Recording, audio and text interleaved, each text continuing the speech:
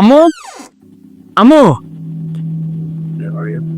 কি রে বাবা, কি হয়েছে? না, আজকে রাস্তায় একটা ঘটনা দেখে আসলাম।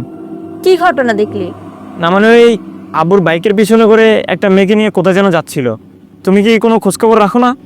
তুই এসব কি বলছিস? আমি নিজের চোখে দেখে আসছি আম্মু। তুই একটু বেশি পেকে গেছিস। যা হাত ধুয়ে নে, খাবার দিচ্ছি, খাবার খাবি। বুঝলাম না।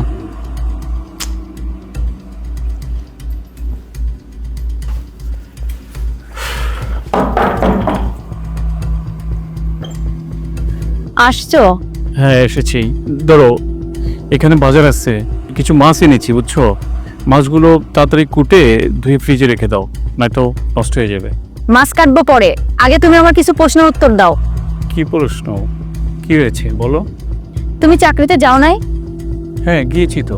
তাহলে আজকে সকালে মোটরসাইকেলের পিছে একটা মেয়ে নিয়ে কোথায় গেছিলা? বাইকের পেছনে মেয়ে নিয়ে। তুমি কি করে দেখলে? আমি দেখিনি, তোমার ছেলে দেখেছে। আমার ছেলে দেখেছে? আমার মাথা কিন্তু অনেক গরম হয়ে যাচ্ছে। সত্য ঘটনা খুলে বলো, আর নাইলে তুলকালাম হয়ে যাবে। দেখো মাথাটা একটু ঠান্ডা করো, আমার একটু কথা শোনো। 3 মাস হলো আমার চাকরি নেই। কি বলছো তুমি? হ্যাঁ ঠিকই বলছি।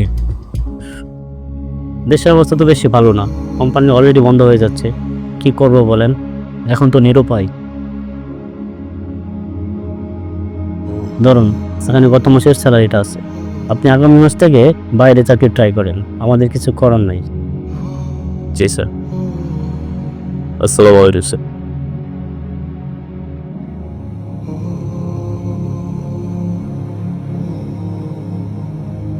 হঠাৎ চাকরিটা চলে যায়, খুব ডিপ্রেশনে পড়ে গেলাম। কিভাবে সংসার চালাবো? বউ বাসার থেকে বলেছিল এবার চাকরি চলে গেলে বাপের বাড়ি চলে যাবে। কি করবো এখন?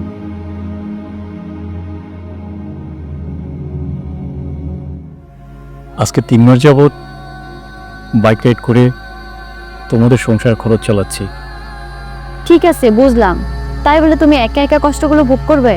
আমরা কি এই সংসারে কেউ না? তুমি তো বলেছিলে এবার চাকরি চলে গেলে তুমি তোমার বাপের বাড়ি চলে যাবে। ওটা তো আমি কথার কথা বলেছি, এরকমটা আর কখনোই করবে না। এই সংসারটা তো আমাদের, এই সংসারের দুঃখ সুখ সবকিছু আমরা ভাগাভাগি করে নিব। তুমি একা কেন কষ্ট করবে?